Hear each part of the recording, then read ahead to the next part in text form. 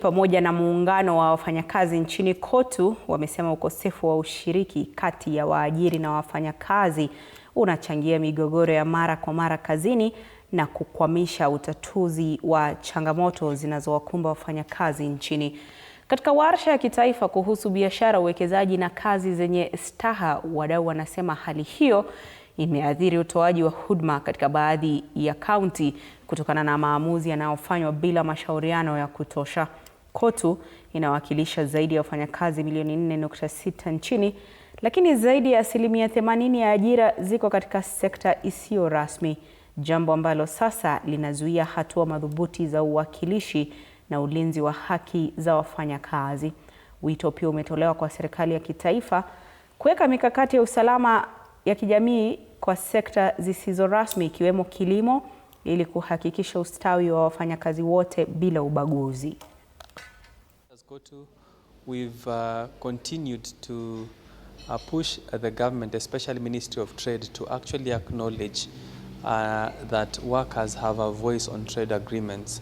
As you are aware, since the first trade agreement that Kenya signed in 1994, that was COMESA, and the various 5 other trade agreements that we have, all of them have a provision on labor, but there has been little implementation or involvement of workers in monitoring and implementation of the same.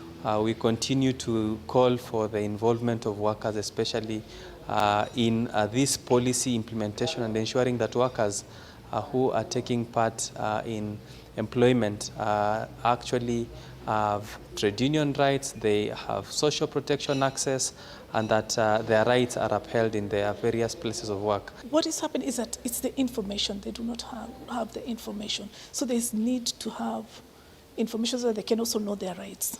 There's need for participation, widening the public participation, which is also provided for in our constitution, so that they can actually know how the trade agreements are going to affect them as people, as workers.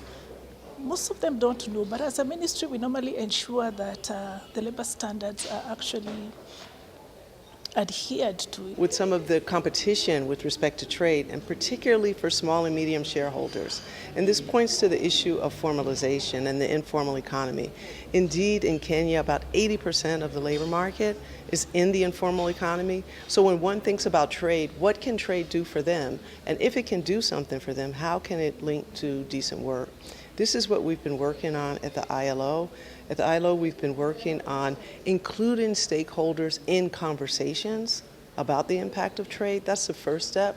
So in order to have inclusive trade, you have to have inclusive discussions, understanding what the challenges are for some of these micro and small and medium enterprises and individuals who are engaged at the very margins of global supply chains.